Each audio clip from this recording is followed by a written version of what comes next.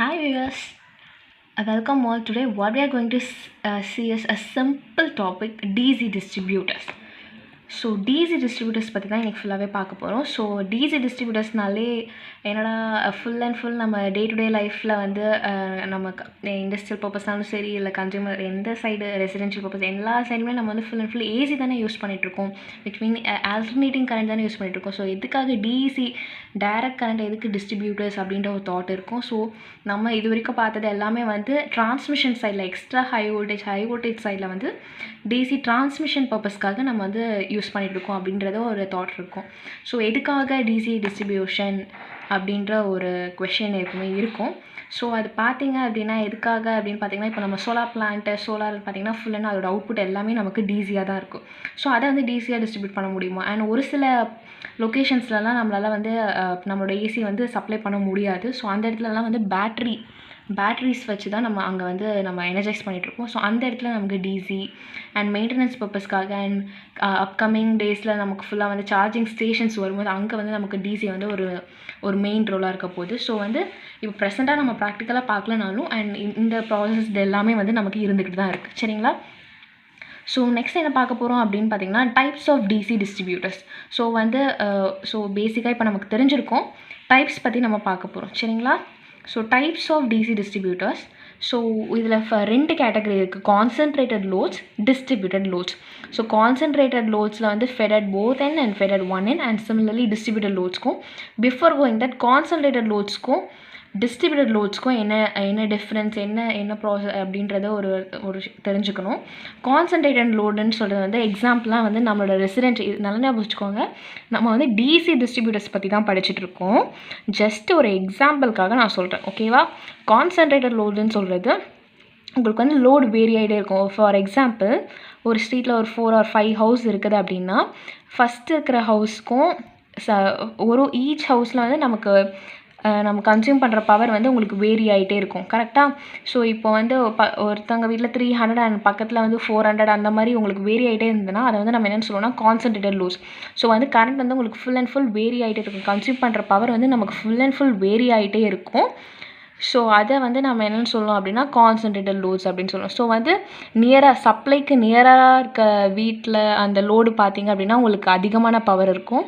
And last அப்படியே உங்களுக்கு போக போக வந்து உங்களுக்கு டிக்ரீஸ் ஆகிட்டே இருக்கும். ஸோ அந்த மாதிரி கேட்டகரி தான் வந்து நம்மளுக்கு கான்சன்ட்ரேட்டட் லோட்.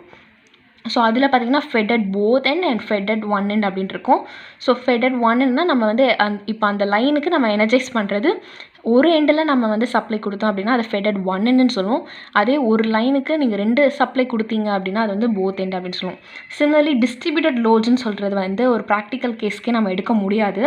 ஸோ கான்சன்ட்ரேட்டட் லோட்ஸ்க்கு வந்து உங்களுக்கு புரிஞ்சிருக்கும்னு நினைக்கிறேன். ஒரு ஸ்ட்ரீட்டில் 5 ஹவுசஸ் இருக்குது அப்படின்னா ஒரு வீட்லேயுமே ஒரு ஹவுஸ்லையுமே வந்து வேரி ஆகிட்டே இருக்கும் பவர் ரேட்டிங். கரெக்டாக?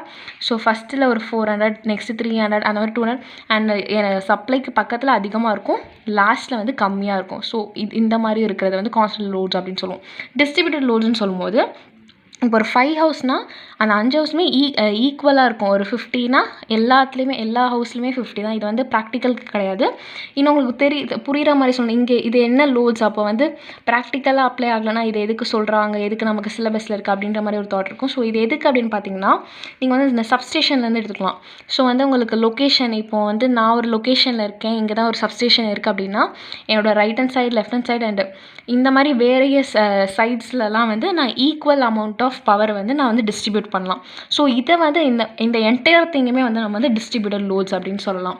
ஸோ வந்து இப்போ ஃபார் எக்ஸாம்பிள் தாம்பரம் அப்படி எடுத்துக்கிட்டேன்னா தாம்பரம்லேருந்து நான் டிஸ்ட்ரிபியூட் பண்ணுறது எனக்கு மணிவாக்கம் சைடில் ஒரு 500, Chromepet side 500, east Tambaram 500. So இந்த மாதிரி நான் ஈவனாக டிஸ்ட்ரிபியூட் பண்ணலாம்.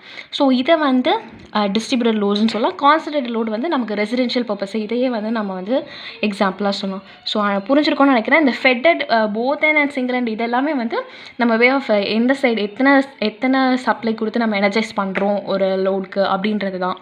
சரிங்களா? ஸோ இதை பற்றி நான் டெப்த்தாக பார்க்கலாம். பிஃபோர் கோயிங் டு தட் அதை பற்றி நம்ம வந்து இன்னும் டீட்டெயில்டாக பார்க்குறதுக்கு முன்னாடி கிர்ச்சாஃப் லாவை பற்றி பார்க்கலாம். ஸோ இது வந்து ஜஸ்ட்டு சொல்லிக் கொடுக்கணுன்ற அவசியம் இல்லை, ஆல்ரெடி உங்களுக்கு தெரியும், ஜஸ்ட் ஒரு ரீகால் தான். ஸோ இதில் பார்த்தீங்கன்னா sum of entering current equals to leaving current. இந்த ஃபர்ஸ்ட் டயக்ராம் பாருங்கள். இதில் வந்து I1ன்ற கரண்ட் I5ன்ற இந்த நோடை வந்து நான் கன்சிடர் பண்ணிக்கிறேன். சென்டராக இருக்க note I1 I4 and I5ன்ற current வந்து எனக்கு என்டர் ஆகுது. லீவ் ஆகிற current I2 and I3. So வந்து I1 + I5 + I4 equals to I2 + I3 அப்படின்னு இருக்கும். ஸோ அந்த ஈக்குவேஷன் தான் நான் ஒரே சைடில் எழுதிக்கனால எனக்கு வந்து நெகட்டிவ் சிம்பிளில் இருக்குது. சரிங்களா? ஸோ கேசிஎல் பற்றி தான் கேசிஎல் தெரிஞ்சிச்சுன்னா போதும், ஜஸ்ட் டயக்ராம் ரெப்ரசன்டேஷன் தெரிஞ்சிச்சுனாலே போதும், நம்ம ஈஸியாக ப்ராப்ளம் சால்வ் பண்ணிடலாம். சரிங்களா? ஸோ நெக்ஸ்ட் பார்ப்போம். ஸோ ஃபஸ்ட் வந்து பேசிக்காக பார்க்கலாம், தென் ப்ராப்ளம் இதுக்குள்ளெல்லாம் போகலாம் நம்ம.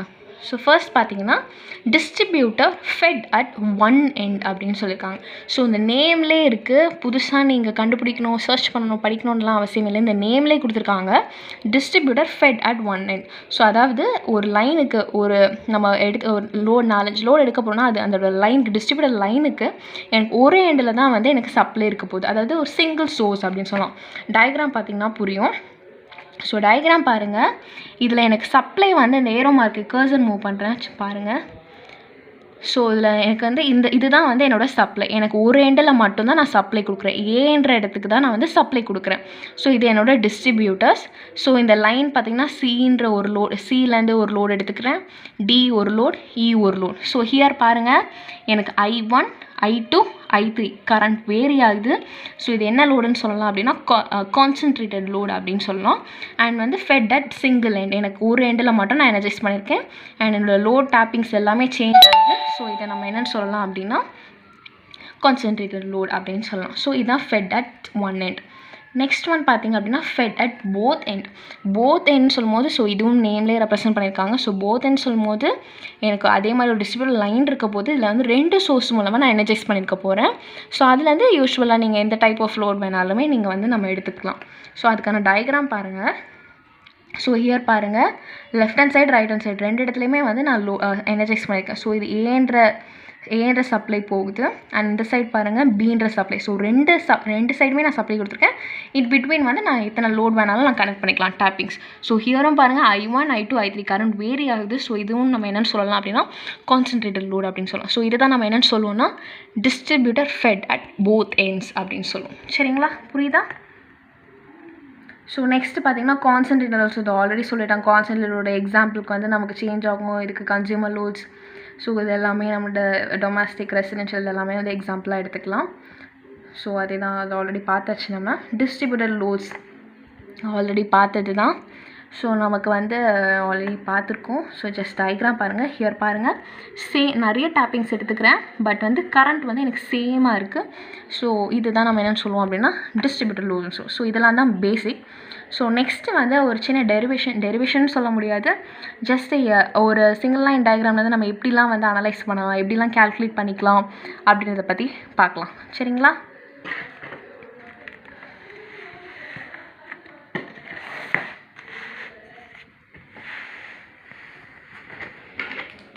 ஸோ இதில் பாருங்கள் calculation, DC distribution calculation. DC distributor fed at one end. ஓகேவா? ஸோ ஒரு எண்டு மட்டும் தான் எனக்கு சப்ளை எடுத்துக்கிறேன். Concentrated loads. ஸோ இதெல்லாம் என்னென்னு தெரியும். ஸோ இந்த டயக்ராம் பாருங்கள், இது வந்து என்னோடய சப்ளை. சரிங்களா? இது வந்து என்னோடய சப்ளை நான் கொடுக்குறது. இதில் சப்ளை கொடுக்குறேன். இது வந்து CDEன்றதெல்லாம் லோட் பாயிண்ட்ஸ். இங்கேருந்து I1 current, I2 current, I3 current நான் டேப் பண்ணி எடுத்துக்கிறேன். பிலேயும் I4 கரண்ட்டுன்னு எடுத்துக்கிறேன். சரிங்களா? ஸோ இது வந்து நார்மலான ஒரு டிஸ்ட்ரிபியூட்டர். இங்கேருந்து I1 I2 I3 I4ன்ற கரண்ட் மூலமாக நான் வந்து லோட்ஸ் வந்து எடுத்துக்கிறேன். இது வந்து என்னோடய சப்ளை. இதில் பார்த்தீங்கன்னா இதில் ஸ்மால் I1 I2 I3 எல்லாமே வந்து in between D to E to Bன்ட்டு கரண்ட்டை வந்து நான் ரெப்ரசன்ட் பண்ணியிருக்கேன். தென் resistance similarly R1 R2 R3 R4 நான் ரெப்ரசன்ட் பண்ணியிருக்கேன். அதே மாதிரி லென்த்து. ஸோ எனக்கு வந்து ஒரு லென்த்து 1000 இந்த மாதிரி வேணாலும் இருக்கும். ஜஸ்ட்டு ஒரு பேசிக் ரெப்ரசன்டேஷனுக்காக என்னோடய சப்ளைலேருந்து என்னோடய சோர்ஸ்லேருந்து ஃபஸ்ட்டு நோடுக்கு L1ன்ற லென்த், தென் ஸ்டார்டிங்லேருந்து செகண்ட் நோடுக்கு L2, similarly L3 and L4 அப்படின்ற மாதிரி நான் எடுத்துருப்பேன். சரிங்களா? ஸோ ஃபஸ்ட்டு இது வந்து ரொம்ப சிம்பிள் தான். டயக்ராம்லாம் பார்த்தீங்கனாலே தெரியும், ஜஸ்ட் தெரிஞ்சுக்கோங்க. நெக்ஸ்ட்டு என்ன பார்க்கணும்னா current distribution. So current distribution பாருங்கள். ஃபஸ்ட்டு இபி கரண்ட் வந்து எனக்கு லாஸ்ட்லேருந்து நான் வரேன். இபின்ற பாயிண்ட்டுக்கு, இலேருந்து பிக்கு எனக்கு கரண்ட் எவ்வளோ இருக்கும் அப்படின்னு தெரியணும். இங்கே வந்து I4ன்னு எழுதியிருக்கேன். ஹியர் வந்து I4. ஸோ வந்து ஹியர் வேரி ஆகுமான்னு பாருங்கள். கண்டிப்பாக ஆகாது. ஒய்? பிகாஸ் இங்கேருந்து இங்கே வர I4 கரண்ட் எனக்கு ஸ்ட்ரெயிட்டாக இங்கே தான் ஃப்ளோ ஆகுது. வேறு எங்கேயுமே எனக்கு வந்து டிவைட் ஆகலை. ஸோ ஹியர் வந்து சீரீஸாக இருக்குது, எங்கேயுமே டிவைட் ஆகலை. So capital I4 equals to small I4 அப்படின்னு சொல்லலாம். நெக்ஸ்ட்டு பாருங்கள். ஸோ இது இப்போது இபி கரண்ட் வந்து நம்ம I4 அப்படின்னு சொல்லலாம். அதே மாதிரி கரண்ட் டிஸ்ட்ரிபியூஷன் டிக்கும் ஈக்கும் இருக்கிற கரண்ட் வந்து I3. கரெக்டாக இந்த I3யை நம்ம எப்படி எழுதலாம்னா I3 ஈக்குவல்ஸ் டு, எனக்கு KCL தான் அப்ளை பண்ணுறேன். இந்த நோட்டுக்கு பாருங்கள், இங்கே I3 கரண்ட் என்டர் ஆகுது, ஈக்குவல்ஸ் டு லீவ் ஆகிற current small I4 plus capital I3. So இந்த மாதிரி நம்ம வந்து எழுதிக்கலாம். கரெக்டாக? தென் நெக்ஸ்ட்டு பாருங்கள், நெக்ஸ்ட்டு கரண்ட் டிஸ்ட்ரிபியூஷன் இன் சிக்கும் C to D எடுக்கிறேன். I2 கரண்ட் எதுக்கு ஈக்குவலாக இருக்கோன்னா I3 current plus I2 current. இந்த I3 வந்து நம்ம ஆல்ரெடி ஃபைண்ட் அவுட் பண்ணியிருக்கோம். ஸோ புரியும்னு நினைக்கிறேன். I2ன்றது I3 plus I2. I3 already find out பண்ணியிருக்கோம், கேபிட்டல் I3 ப்ளஸ் I4. அதை நான் சப்ஸ்டியூட் பண்ணியிருக்கேன். Remaining I2. Next last one, current distribution in A to C. A to Cன்னு பார்த்தீங்கன்னா I1. கரெக்டாக? A to C1ன்றது I1 equals to நம்ம எப்படி சொல்லலாம், capital I1 plus small I2. Already எனக்கு I2ன்றது என்னன்னு தெரியும். I2ன்றது ஆல்ரெடி என்ன டெரைவ் பண்ணியிருக்கோம், I2 plus I3 plus I4 அப்படின்னு இருக்கும். ஸோ அதை நான் அங்கே அப்படியே நான் சப்ஸ்டியூட் பண்ணேன்னா I2 plus I3 plus I4. So இதை வந்து நான் இங்கே சப்ஸ்டியூட் பண்ணி எழுதிட்டேன். ஸோ இந்த மாதிரி தான் வந்து நம்ம கரண்ட் ஈக்குவேஷன் வந்து எழுதுவோம். சரிங்களா? சிம்பிள் திங் தான் கரண்ட் டிஸ்ட்ரிபியூஷன். இதில் வந்து எழுதியாச்சு. நெக்ஸ்ட்டு வந்து ரெசிஸ்டன்ஸ் பார்க்க போகிறோம். ஸோ ரெசிஸ்டன்ஸ் பார்த்தீங்கன்னா, ரெசிஸ்டன்ஸ் வந்து நமக்கு எப்போவுமே கிவன் கொஷின்லலாம் பார்த்தீங்கன்னா ஒரு கண்டக்டரோட ரெசிஸ்டன்ஸ் இல்லை ஒரு 1000 மீட்டரோட ரெசிஸ்டன்ஸ் அந்த மாதிரி கொடுத்துருப்பாங்க. நம்மளோட டிசின்னு பார்க்கும்போது நமக்கு பாசிட்டிவ் நெகட்டிவ் இருக்கும். அதாவது கோ கண்டக்டர், ரிட்டன் கண்டக்டர் அந்த மாதிரி இருக்கும் நமக்கு. கரெக்டாக? So go conductor, return conductor இருக்க போது அதனால் நமக்கு கிவன் ஒரு லூப் மாதிரி இருக்கும். கோ, ரிட்டன் கண்டக்டர் இந்த மாதிரி இருக்கும். நமக்கு ஒரு லூப் ஃபார்மில் இருக்குது. அதோட ரெசிஸ்டன்ஸை ஃபைண்ட் அவுட் பண்ணால் கிவன் ரெசிஸ்டன்ஸ் இன்ட்டு 2 போட்டிங்கன்னா தான் நம்மளோட ஒரு டிசி லைனோட ரெசிஸ்டன்ஸ் வந்து நம்ம ஃபைண்ட் அவுட் பண்ண முடியும். அதனால நம்ம எப்பவுமே இந்த மாதிரி ப்ராப்ளம்ஸில் மல்டிப்ளை பண்ணிப்போம் 2ஆல், because of loop resistance go and return கண்டக்டர்ஸ்னால. ஸோ ஒரு ரெசிஸ்டன்ஸ் ஆஃப் போர்ஷன் சிம்லரி ரொம்ப ஈஸி தான். ரெசிஸ்டன்ஸ் ஆஃப் போர்ஷன் ஏசி பாருங்கள். ஏசியோட போர்ஷன், ஏசியோட ரெசிஸ்டன்ஸ் வந்து எனக்கு R1ன்றது தெரியும். ஸோ R1 எதுக்கு ஈக்குவலாக இருக்கணும்னா இந்த லென்த் L1 இன்ட்டு கிவனில் இருக்க ரெசிஸ்டன்ஸ் R. அதுதான் வந்து நம்ம R1ன்னு சொல்கிறோம். அதே மாதிரி ரெசிஸ்டன்ஸ் இதை வந்து R2ன்னு சொல்கிறோம். ஸோ R2ன்றது எதுக்கு ஈக்குவலாக இருக்குன்னா இந்த சிக்கும் டிக்கும் இருக்க டிஸ்டன்ஸ் நமக்கு தெரியணும். டிஸ்டன்ஸ் இன்ட்டு ரெசிஸ்டன்ஸ், இந்த லென்த் இன்ட்டு நம்ம R போட்டிங்கன்னா இந்த R2 வந்து ஈக்குவலாக இருக்கும். ஸோ இந்த R2ன்றதை நம்ம எப்படி சொல்லலாம்னா இந்த சிக்கும் டிக்கும் இருக்க ரெசிஸ்டன்ஸ் லென்த்து மட்டும் நமக்கு தெரியணும். ஸோ அதை எப்படி ஃபைண்ட் அவுட் பண்ணலாம், L2 மைனஸ் L1. ஸோ என்ன போடுறேன்னா L2 minus L1 into R. Similarly அதே மாதிரி நான் என்ன பண்ணுவேன் அப்படின்னா ரெசிஸ்டன்ஸ் டிஇக்கு இபிக்கு இதே மாதிரி சிமிலராக நான் அந்த மாதிரி ஃபைண்ட் அவுட் பண்ணிப்பேன். நெக்ஸ்ட் ஒன் பார்த்தீங்கன்னா, ஸோ ஃபஸ்ட்டு வந்து கரண்ட் பார்த்தோம், கரண்ட் டிஸ்ட்ரிபியூஷன். நெக்ஸ்ட் வந்து ஒரு ரெசிஸ்டன்ஸ் பார்த்தோம், ஜஸ்ட் ஒரு அனலைஸ் பண்ணுறது தான். நெக்ஸ்ட் வந்து வோல்டேஜ் ட்ராப். ஸோ வோல்டேஜ் ட்ராப்னு பார்க்கும்போது நமக்கு நார்மலாகவே தெரியும் வி ஈக்குவல்ஸ் டு ஐஆர்ன்றது தெரியும். ஸோ இப்போது voltage drop in portion AC, இந்த ஏலேருந்து சிக்கான வோல்டேஜ் ட்ராப் வேணும்னா எனக்கு ஐஆர் தான். ஸோ ஐஆர்ன்றது என்னது, எனக்கு இங்கே இதில் ஃப்ளோ ஆகிற கரண்ட் என்னன்னு எனக்கு தெரியும், இதில் இருக்க ரெசிஸ்டன்ஸ். ஸோ சிம்பிளாக எனக்கு மல்டிப்ளை பண்ணிங்க அப்படின்னா you get the answer. So இது எல்லாமே நம்ம ஆல்ரெடி சால்வ் பண்ணியிருக்கோம். I1ன்றது என்னன்னு தெரியும், R1ன்னு தெரியும். ஸோ ஜஸ்ட் மல்டிப்ளை பண்ணுறது தான். ஸோ இதுதான் வந்து ஜஸ்ட் ஒரு சிம்பிள் தான். ஜஸ்ட் கேசிஎல் அப்ளை பண்ணி ஒரு லைன் கொடுத்துருக்காங்க, ஒரு டிஸ்ட்ரிபியூஷன் லைன் கொடுத்துருக்காங்கன்னா ஒரு டிசி டிஸ்ட்ரிபியூஷன் நோட் பண்ணிக்கோங்க, டிசி. ஸோ அதுலேருந்து ரெசிஸ்டன்ஸ் எப்படி கால்குலேட் பண்ணலாம், வோல்டேஜ் ட்ராப் எப்படி கால்குலேட் பண்ணலாம், தென் கரண்ட் டிஸ்ட்ரிபியூட் பண்ணுற அதோட லெவல்ஸ்லாம் எப்படி நம்ம வந்து பார்க்கலாம், டிரைவ் பண்ணலாம் அப்படின்றதுக்கான பேசிக்கான ஒரு விஷயம் தான். ஸோ இது வந்து பார்த்திங்கன்னா டிசி டிஸ்ட்ரிபியூட்டர் ஒரு எண்டில் மட்டும்தான் நான் சப்ளை கொடுத்துருக்கேன் அண்ட் என்னோட கான்சன்ட்ரேட்டட் லோட். நெக்ஸ்ட் நம்ம பார்க்க போகிறது DC distributor fed at one end and having uniform load. அதாவது டிஸ்ட்ரிபியூட்டட் லோட்னா எனக்கு தெரியும் எல்லா இடத்துலையும் கரண்ட் வந்து எனக்கு சேமாக இருக்கும். அதே மாதிரி ஃபெட் அட் ஒன் எண்ட், ஒரு எண்டில் மட்டும்தான் நான் சப்ளை கொடுத்துருக்கேன். என்னோடய கரண்ட் எல்லாமே வந்து ஈக்குவலாக இருக்குது. ஸோ ஆல்ரெடி நான் எக்ஸாம்பிள் சொன்னேன். ஸோ இந்த மாதிரி இருக்குது, லென்த் வந்து எல். ஸோ இதுக்கானதுலாம் இப்போ வந்து அதில் மாதிரி நீங்கள் வந்து I1 I2 அந்த மாதிரி ஃபைண்ட் அவுட் பண்ண வேண்டியதில்லை. இது வந்து சேம் கரண்ட்டு, சரிங்களா? ஸோ இதை வந்து நம்ம ஈஸியாக கால்குலேட் பண்ணலாம். ஸோ வந்து ஃபஸ்ட்டு ஒரே ஒரு பாயிண்ட் மட்டும் நான் எடுத்துக்கிறேன், சீன் எடுத்துக்கிறேன். அது என்னோடய சோர்ஸ்லேருந்து இந்த சியோட டிஸ்டன்ஸ் எக்ஸு, ஒரு சேஞ்சுக்காக நான் ஒரு டிஎக்ஸ் எடுத்துருக்கேன். என்டையர் லென்த் வந்து எனக்கு சேம் எல் தான். ஸோ ஃபஸ்ட்டு என்ன பண்ணுறேன், எனக்கு சின்ற பாயிண்டில் எவ்வளோ அப்படின்றது தெரியணும். ஸோ சின்ற பாயிண்டில் கரண்ட் இருக்குன்னா ஃபஸ்ட்டு என்டையர் லென்த்துக்கும் இருக்கிற கரண்ட்டை இதில் இந்த ஏலேருந்து நான் நெக்லெக்ட் பண்ணிட்டேன் அப்படின்னா எனக்கு எவ்வளோ கரண்ட் இருக்குதுன்னு தெரியும். ஸோ அதுதான் போட்டிருக்கேன். என்டையர் லென்த் கரண்ட் மைனஸ் அந்த பிளேஸோட கரண்ட் எக்ஸ் இன்ட்டு ஐ. ஸோ இதுலேருந்து நம்ம நெக்லெக்ட் பண்ணோன்னா பாயிண்ட் சியில் எனக்கு எவ்வளோ கரண்ட் இருக்குது அப்படின்றது தெரியும். ஸோ அதுதான் நான் இங்கே எழுதியிருக்கேன். நெக்ஸ்ட்டு ட்ராப் பார்த்தீங்க அப்படின்னா ஃபஸ்ட் நான் வந்து ஒரு டிஎக்ஸ்னு ஒரு ஸ்மால் இது எடுத்துக்கிறேன். அது நெக்ஸ்ட் அதோட ரெசிஸ்டன்ஸ் எனக்கு பார்த்தீங்கன்னா ஆர்டிஎக்ஸ் அப்படின்ற எடுத்துருக்கேன், சரிங்களா? ஒரு ஸ்மால் சேஞ்ச். ஃபஸ்ட்டு ஒரு பாயிண்ட்டுக்கு இங்கே வந்து எனக்கு ஃபுல் அண்ட் ஃபுல் வந்து சேம் அமௌண்ட் ஆஃப் கரண்ட் தான் இருக்க போகுது. அதனால நான் ஏதாவது ஒரு பாயிண்ட்டுக்கு ஃபைண்ட் அவுட் பண்ணிக்கிட்டேன்னா நெக்ஸ்ட் எனக்கு எந்த ஒரு டிஸ்டன்ஸ்க்கு நான் ஃபஸ்ட்டு ஒரு ஸ்மால் ஒரே ஒரு பிளேஸ்க்கு இந்த மாதிரி ஃபைண்ட் அவுட் பண்ணிக்கலாம். இந்த என்டையர் லென்த்துக்கும் நான் கண்டுபிடிக்கலாம். இல்லை இது எல் ப்ளஸ் எல் எவ்வளோ லென்த்துன்னு வச்சுனாலுமே நான் ஒரே இதை வச்சு நான் இன்டெகிரேட் பண்ணி ஈஸியாக என்னால் கால்குலேட் பண்ண முடியும். அதுதான் இதில் ஒரு அட்வான்டேஜ். ஸோ இப்போ நான் வோல்டேஜ் ட்ராப் எப்படி ஃபைண்ட் அவுட் பண்ணுறேன்னா ஃபஸ்ட்டு எக்ஸுக்கு மட்டும் பண்ணுறேன். V ஈக்குவல்ஸ் டு ஐஆர்னு தெரியும். ஸோ இதில் ஃப்ளோ ஆகிற current I equal to total length minus x, சியில் எடுத்துருக்கேன். Next RTX. ஸோ என்ன பண்ணுறேன்னா இது வந்து நான் சிம்பிளாக எழுதிருக்கேன், I into R L minus x into dx. So இப்போ voltage drop up to point C மட்டும் எடுத்துக்கிறேன். ஸோ பாயிண்ட் சி ஏலேருந்து எனக்கு சிக்கு எவ்வளோ ட்ராப் இருக்குன்னு எடுத்துக்கிறேன். ஸோ அதோட டிஸ்டன்ஸ் வந்து எக்ஸு. ஸோ அதை நான் எப்படி இன்டெகிரேட் பண்ணலாம், ஸ்டார்டிங் டு எக்ஸ் பாயிண்ட்டுக்கு எனக்கு எவ்வளோ வோல்டேஜ் ட்ராப் இருக்குது. So 0 to x V already எழுதியாச்சு, I இன்ட்டு ஆர், அதை நான் இங்கே எழுதியிருக்கேன். ஸோ இப்போ நான் வந்து இன்டெகிரேட் பண்ண போகிறேன்.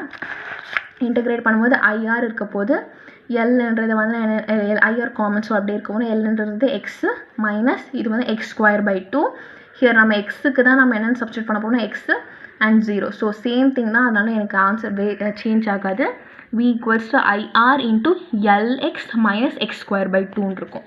ஸோ இது பார்த்தீங்கன்னா voltage drop up to C, initial சப்ளைலேருந்து சி வரைக்கும் பார்த்தீங்கன்னா எனக்கு இவ்வளோ வோல்டேஜ் ட்ராப் இருக்குது. இதே ஆன்சர்ஸை வச்சு நம்ம 0லேருந்து ஃபுல் லென்த் பி வரைக்கும் எனக்கு வேணும்னா 0 to L போட்டிங்க அப்படின்னா நான் வந்து ஈஸியாக ஃபைண்ட் அவுட் பண்ணிக்கலாம். பிகாஸ் எனக்கு எதுவுமே சேஞ்ச் ஆக போகிறது கிடையாது. ஸோ ஈஸியாக போடணும்னா எக்ஸ் ஈக்குவல்ஸ் டு எல் போட்டிங்க அப்படின்னா V equals to IR into L square minus L square by 2. Just அது சிம்பிள் அப்படின்னா IR into L square by 2. So இதுதான் வந்து என்னோடய என்டையர் லென்த் ஆஃப் இந்த லைனோட ட்ராப். ஸோ இதுலேருந்து நம்ம ஈஸியாக ஃபைண்ட் அவுட் பண்ணலாம். நெக்ஸ்ட்டு பவர் பார்க்க போகிறோம். ஸோ இது சிம்பிள் தான், ஜஸ்ட் பார்த்தாலே உங்களுக்கே தெரியும். நெக்ஸ்ட்டு பார்த்தீங்கன்னா பவர் லாஸ்ன்றது I ஸ்கொயர் ஆர்ன்றது நமக்கு தெரியும், கரெக்டாக? ஃபஸ்ட்டு வந்து நான் என்ன பண்ணிக்கிறேன்னா அந்த லென்த் டிஎக்ஸ்க்கு மட்டும் நான் எடுத்துக்க போகிறேன். ஸோ அங்கே அந்த கரண்ட் அதில் நம்ம எப்படி ஃபைண்ட் அவுட் பண்ணி வச்சுருந்தோம், ஸ்டார்டிங் அண்ட் ஆர்டிஎக்ஸ். ஸோ இதை போட்டு நான் ஃபஸ்ட்டு ஃபைண்ட் அவுட் பண்ணி வச்சுக்கிட்டேன், சிம்பிளாக விட்டுருக்கேன். நெக்ஸ்ட் என்ன பண்ணுறேன் அப்படின்னா என்னோடய என்டையர் லென்த்துக்குமே எடுத்துக்க போகிறேன். ஸோ வந்து சேம் திங், ஒரு ஸ்மால் பாயிண்ட்டுக்கானதை எடுத்துக்கிட்டு ஒரு ஃபுல் லென்த்துக்கு நான் 0 to L, இதுதான் இதோட இன்டெகிரேஷனோட ஒர்க்கே. ஸோ ஜஸ்ட் இன்டெகிரேட் பண்ண போகிறேன் with respect to dx. So first என்ன பண்ணுறேன்னா சிம்பிளிஃபை பண்ணிக்கிறேன். L minus x whole square இருக்குது. So whole square into I square into R டிஎக்ஸ்ன்னு இருக்குது. Then a minus b the whole square ஃபார்முலாவில் இருக்குது. So L square plus x square minus 2xல் expand பண்ணிக்கிறேன் இன்ட்டு I ஸ்கொயர் ஆர் டிஎக்ஸ்ன்னு இருக்குது. Then என்ன பண்ணுறேன் அப்படின்னா இன்டெகிரேட் பண்ண போகிறேன். ஸோ இது எல் ஸ்கொயர் பார்த்தீங்கன்னா L square x, then x ஸ்கொயர்ன்றது x cube by 3 minus 2x square by 2. So here நம்ம வந்து x with respect to x பண்ணுறோம். So x equals to upper limit L, lower limit வந்து 0. So upper limit minus lower limit substitute பண்ணிங்கன்னா I square into R equals to L cube plus L cube by 3 minus L cube. So இந்த plus L cube minus L cube cancel ஆகிடும். Remaining answer பார்த்தீங்கன்னா L cube into I square R divided by 3. So இதுதான் வந்து power loss. So இதை பொறுத்த வரைக்கும் uniform டிஸ்ட்ரிபியூஷனால் ஒரு end தெரிஞ்சிச்சுனாலே, ஒரு பாயிண்ட் கண்டுபிடிச்சினாலே போதும், நம்ம எவ்வளோ பெரிய லென்த்துக்குனாலுமே நம்ம வந்து கேல்குலேட் பண்ணிக்கலாம். ஸோ இது வரைக்கும் பார்த்தது வந்துட்டு ஃபெட் அட் ஒன் எண்டுக்கு தான் பார்த்துருக்கோம். போத் கான்சன்ட்ரேட்டட் லோடுக்கும் பார்த்துருக்கோம், யூனிஃபார்ம் டிஸ்ட்ரிபியூட்டட் லோடுக்கும் நம்ம பார்த்துருக்கோம். சரிங்களா?